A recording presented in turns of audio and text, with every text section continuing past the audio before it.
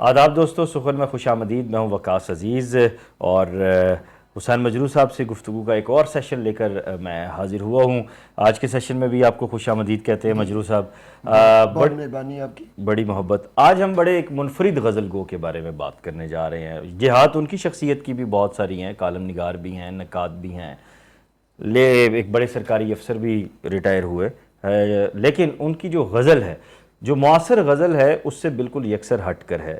اس میں آپ کو اسلامی جو تمدن ہے وہ بھی نظر آتا ہے، اور پھر یہ کہا جاتا ہے کہ اقبال کی روایت کو اگر کوئی فالو کرے تو وہ مر جاتا ہے، لیکن محمد اظہار الحق کے ہاں وہ خود بطور ایک بڑے شاعر اور ایک بڑے مفکر کے طور پر نظر آتے ہیں اور اپنی ایک نئی روایت بناتے ہوئے نظر آتے ہیں.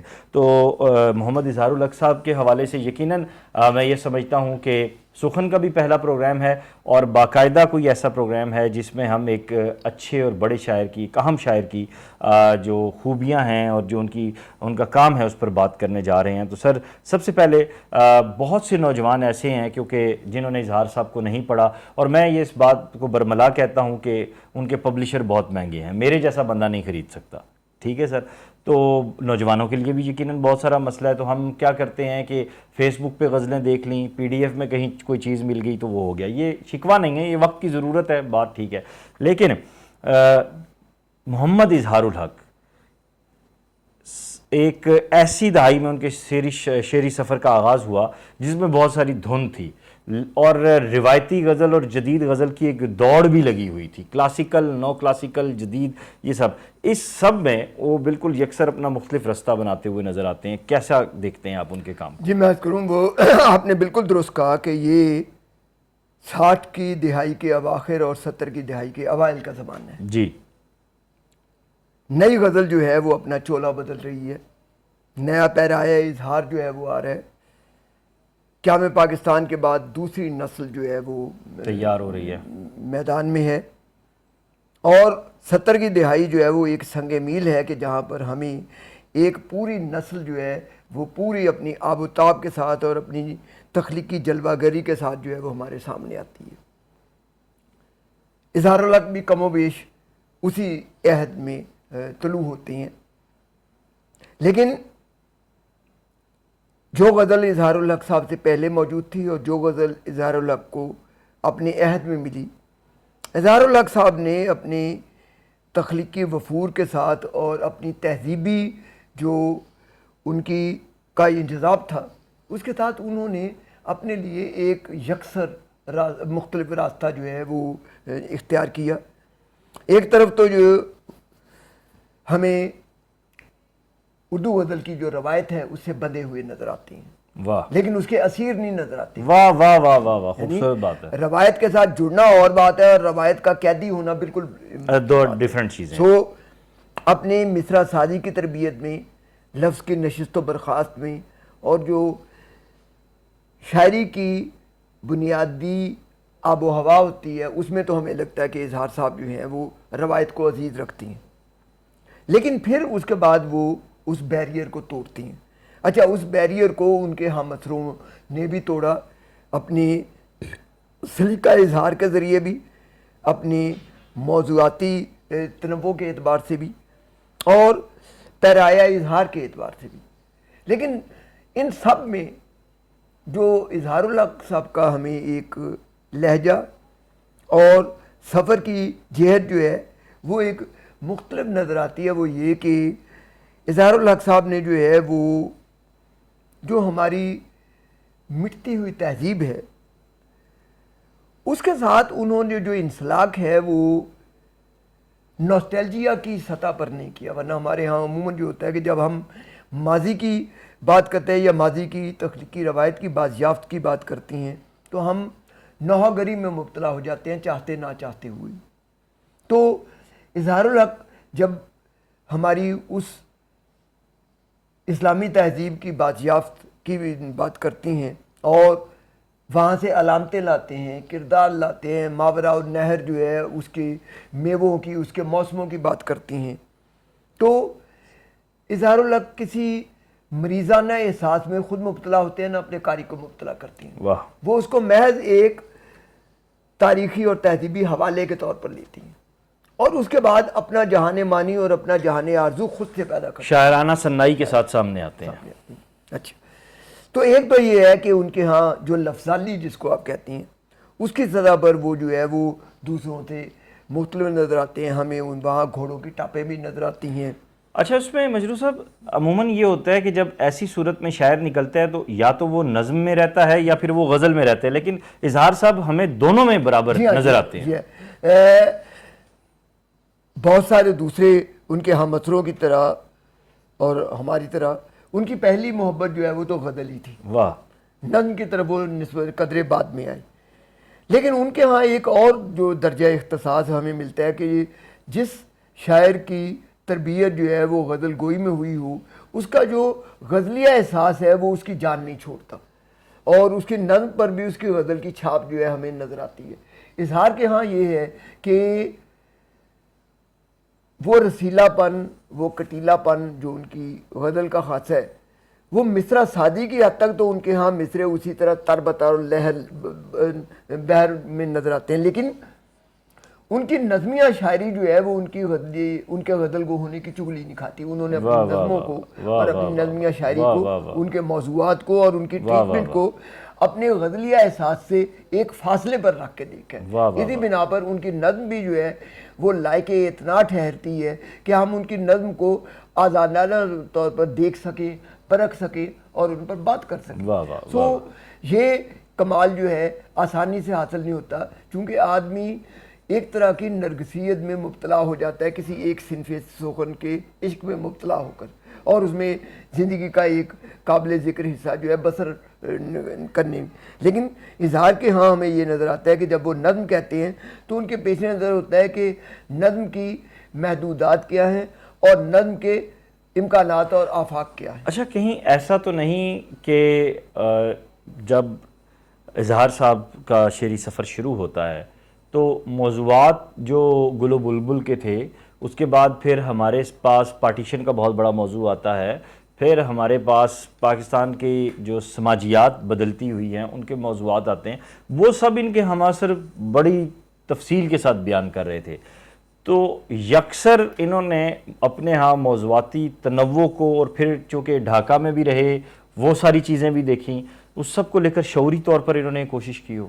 جی میں عرض کر رہا ہوں، دیکھیں ان کی ابتدائی شخصیت جو ہے اس کی تو تعمیر ہوئی ایک پسماندہ دور افتادہ گاؤں میں پنڈی کھیپ کے پاس، اور وہاں پر ایک ماحول جو ہے وہ فارسیت کا زیادہ تھا. ان کے گھر کا بھی ماحول ایسا تھا. پھر جو ہے وہ وظیفے پر جو ہے مشرقی پاکستان چلے گئے.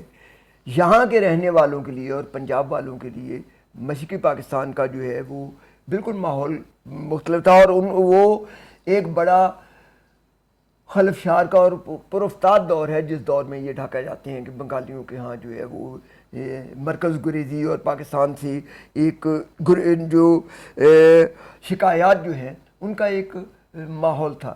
تو بطور ایک طالب علم کے انہوں نے کھلی آنکھ سے پاکستان کے بنتے بگڑتے منظرنامے کو یہیں بیٹھ کے نہیں بلکہ اس سرزمین پر بھی انہوں نے اپنی کھلی آنکھ سے دیکھا، اور اس کے انہوں نے جو ہے اس کے اثرات بھی قبول کیا، اور وہ اثرات ہمیں ان کی شاعری میں ملت رہے.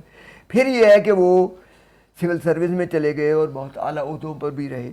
تو وہاں سے انہیں ایک جھانکنے کا موقع ملا پاکستان کی جو انتظامی ڈھانچہ ہے اس کو اندر سے دیکھنے کا. واہ واہ واہ. اور بیسکس سے واقف ہوئے. اندر سے دیکھنے کے بعد اس ڈھانچے کی جو بڑی حد تک ذمہ دار ہے ہمارے سماجی، معاشرتی، سیاسی اور معاشی انحطاط کی، ان نے وہ اس کے واقف حال بھی ہیں اور چشمدید گواہ بھی ہیں. اچھا، یہ سارے جو اور وہ کاٹ ان کے کالمز میں نظر آتے ہیں، یہ سارے متنوع. پھر انہوں نے دنیا جہان کی سیاحت بھی کی. تو یہ ان ساری چیزوں نے مل کے اظہار الحق کے شعری افق کو اور تہذیبی افق کو روشن تر کر دیا ہے، امکانات بڑھا دیے. اور ان کے ہاں یہ جو ہمیں ایک تنوع بھی ملتا ہے اور جو وفور بھی ملتا ہے، اس میں جو ہے اس چیز کو بھی بڑا دخل ہے کہ ان کی زندگی یک پرتی نہیں ہے، اور ان کا تہذیبی اور تخلیقی تجربہ جو ہے وہ بھی بڑا. اچھا، آپ کی بات کو بڑا کرتے ہوئے ایک سوال رکھتا ہوں.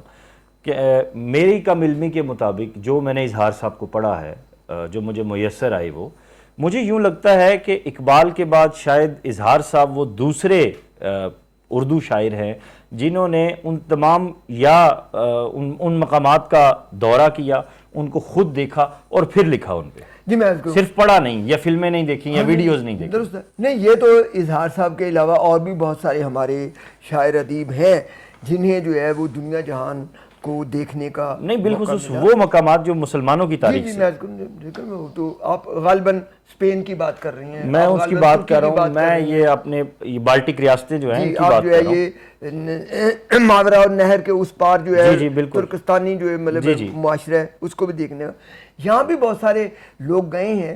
تو اظہار صاحب کے ہاں جو ہے یہ ایک انسیت اور یہ ایک تہذیبی انسلاک جو ہے اس وسط ایشیا کے ساتھ، یہ غالباً جو ہے ان کی سیاحت سے زیادہ ان کی تاریخ سے دلچسپی، ان کی تاریخ سے دلچسپی اور ان کی جو ابتدائی پرداخت کے ہمیں نمونے ملتے ہیں، اس لیے کہ جب ان کا پہلا شعری مجموعہ آیا اس میں بھی ہمیں اس کے اثرات ملتے ہیں، ماورا اور نہر سے عشق اور وہ جو سارا وسط ایشیا کی جو تہذیبی اور علمی روایت ہے اس سے انسلاک، تو ان کی سیاحت نے ان کے ان تجربات کو سیکل تو ضرور کیا ہوگا، لیکن یہ ان کے بطون میں کہیں پہلے سے موجود تھا۔ اے آسمان نیچے اتر تازہ مجموعہ، اس پہ آپ کی کیا رائے ہے؟ جی میں عرض کروں، دیکھیں اس تازہ مجموعے میں یہ ہے کہ غزل و نظموں کے علاوہ انہوں نے دلشاد نامہ کے نام سے ایک اور جو ہے وہ شعری تجربہ کیا ہے، اور وہ تجربہ یہ ہے کہ انہوں نے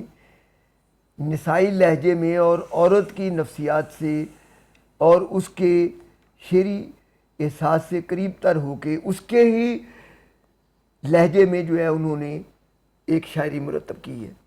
اچھا یہ ریت ہمیں پنجابی شاعری میں تو نظر آتی ہے کہ جہاں پر جو ہے جہاں پر ہمارے جو صوفی شعراء ہیں وہ وارث شاہ ہوں، شاہ حسین ہوں، بلے شاہ ہوں، یہ سارے کے سارے جو ہے عورت کے لہجے میں بات کرتے ہیں اور وہ سمجھتے ہیں کہ تخلیقی تجربے کے قریب ترین اور اس کا کامل ترین نمونہ جو عورت ہے، اس لیے کہ وہ تخلیق کا، خدا کے بعد تخلیق کا سب سے بڑا سرچشمہ وہ ہے۔ بالکل ایسے ہی ہے۔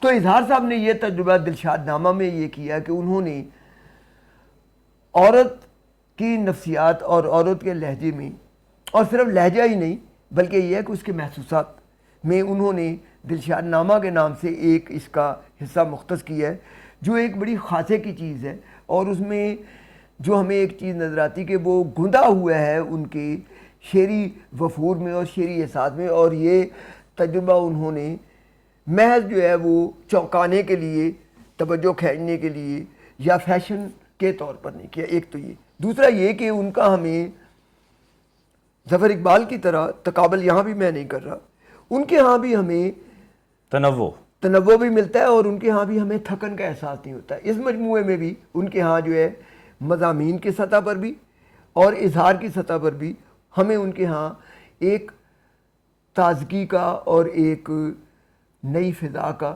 احساس ہوتا ہے۔ وہ اگرچہ فضا جو ہے وہ یکسر نئی نہیں ہے، جڑی ہوئی ہے ان کے سابقہ کام کے ساتھ، اس لیے کہ آپ اپنی شخصیت کو کسی بھی نئے مجموعے کے لانے میں اپنی تخلیقی اور فنی شخصیت کو اپنے ماضی سے یکسر کاٹ نہیں سکتے ہیں، لیکن دیکھنا یہ ہوتا ہے کہ آپ کے سفر میں جو نئے تجربات ہیں اور جو نئے احساسات ہیں اور زندگی کا جو بدلاؤ ہے وہ کس طرح منعکس ہو رہا ہے۔ تو اس میں اے آسمان نیچے اتر میں بھی ہمیں یہ نظر آتا ہے کہ ہم ایک تازہ کار شاعر کے روبرو ہیں جو زندگی کو کھلی آنکھ سے دیکھنے کی قدرت ہی نہیں رکھتا بلکہ دکھانے کی قدرت ہی رکھتا ہے۔ بہت شکریہ سر، آپ نے وقت دیا۔